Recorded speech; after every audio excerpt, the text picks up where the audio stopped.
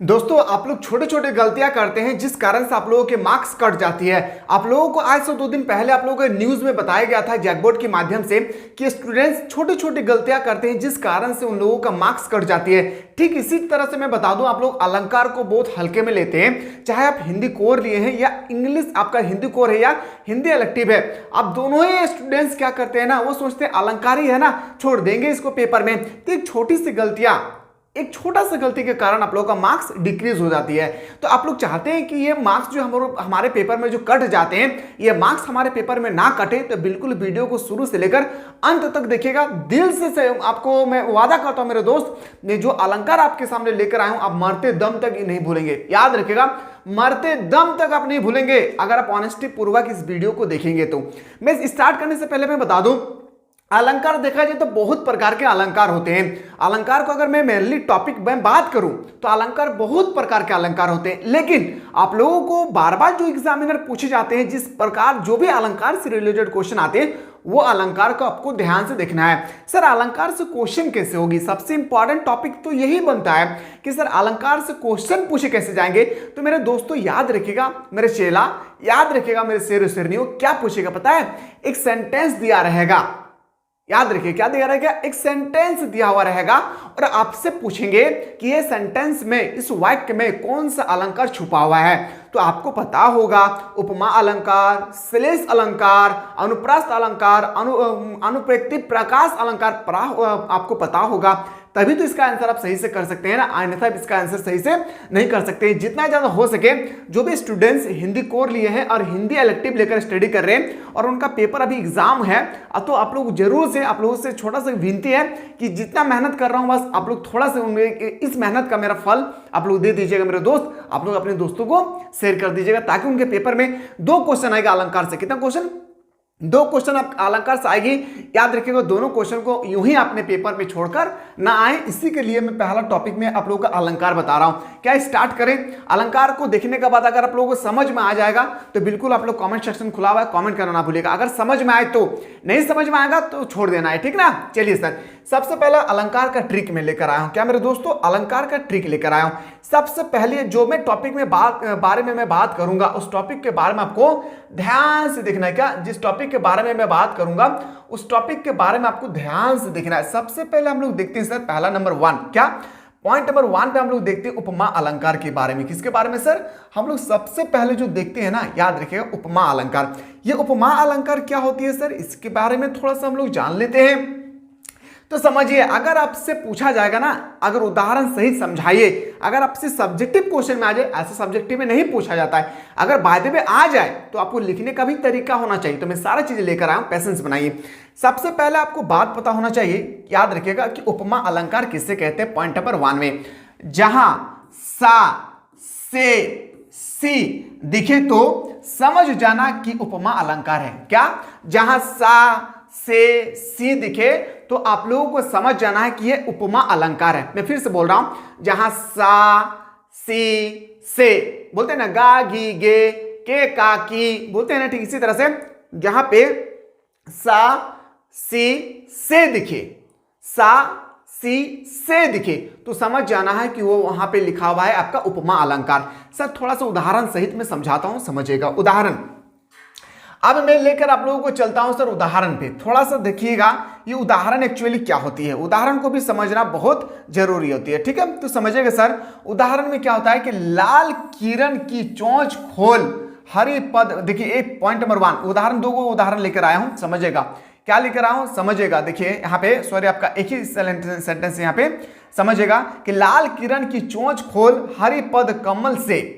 तो देखिए यहाँ पे क्या लिखा है मेरे दोस्तों, से। कहीं भी सेंटेंस में अगर आपका लिखा रहेगा से, याद रखिएगा, से, सा अगर लिखा रहेगा, याद रखिएगा, लाल किरण से चोंच, राज किरण, लाल किरण की चोंच खोल। देखिए लाल किरण से नहीं, यहां पे आपका थोड़ा सा मिसप्रिंट है, इसको याद रखिएगा, लाल किरण से चोंच खोल। क्या? लाल किरण से चोंच खोल, ठीक है।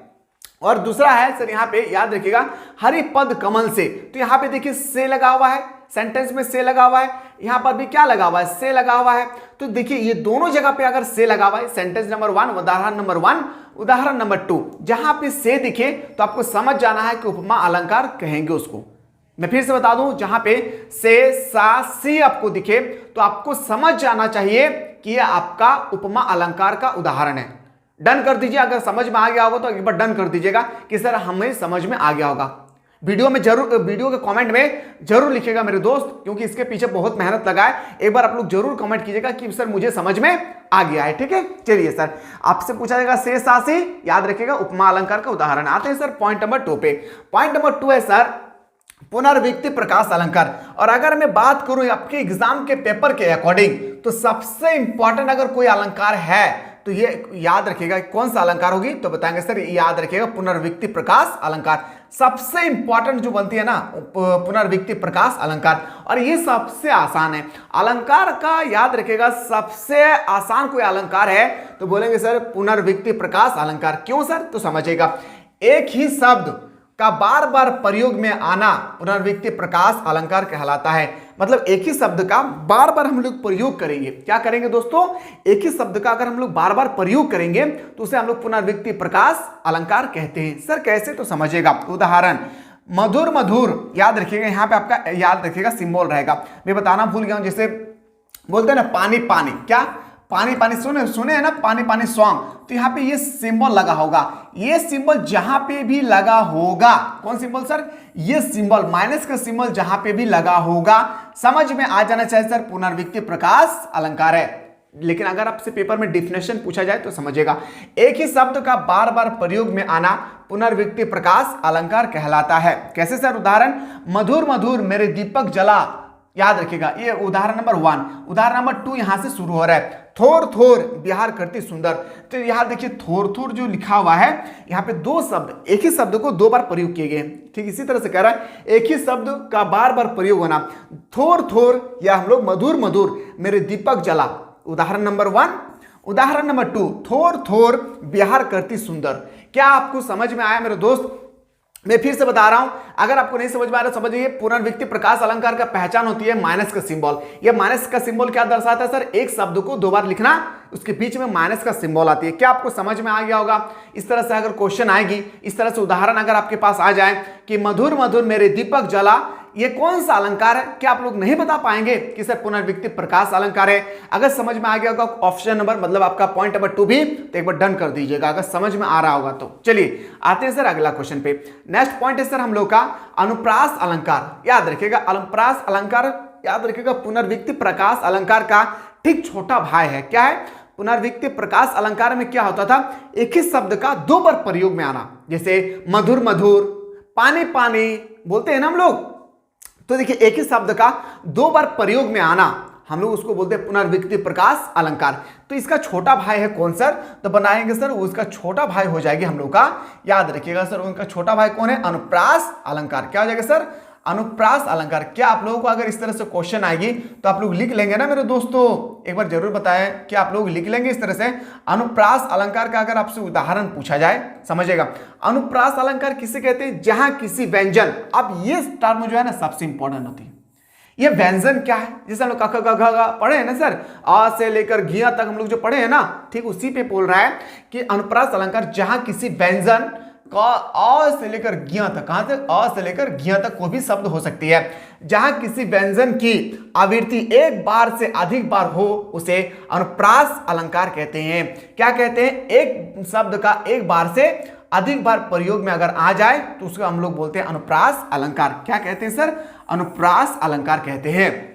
मैं फिर से समझा रहा हूं, समझिएगा एक शब्द का एक से अधिक बार प्रयोग होने पे, एक शब्द का एक से अधिक बार प्रयोग होने से जो भी आप लोगों को जो भी सेंटेंस में इस तरह से दिखे तो समझ जाना अनुप्रास अलंकार है। क्या, अनुप्रास अलंकार है। जैसे मैं समझा रहा हूं रघुपति राघव राजा राम, हम लोग बोलते हैं रघुपति राघव राजा राम, बोलते हैं ना रघुपति राघव राजा राम। तो देखिए यहाँ पे जो शब्द है ना व्यंजन, इसको हम लोग व्यंजन कहते हैं। क्या मेरे दोस्त, ये र क्या है, र एक प्रकार का क्या है, व्यंजन है। क्या, व्यंजन है। तो बताएंगे सर र कितना बार प्रयोग किया गया सर, 4 बार।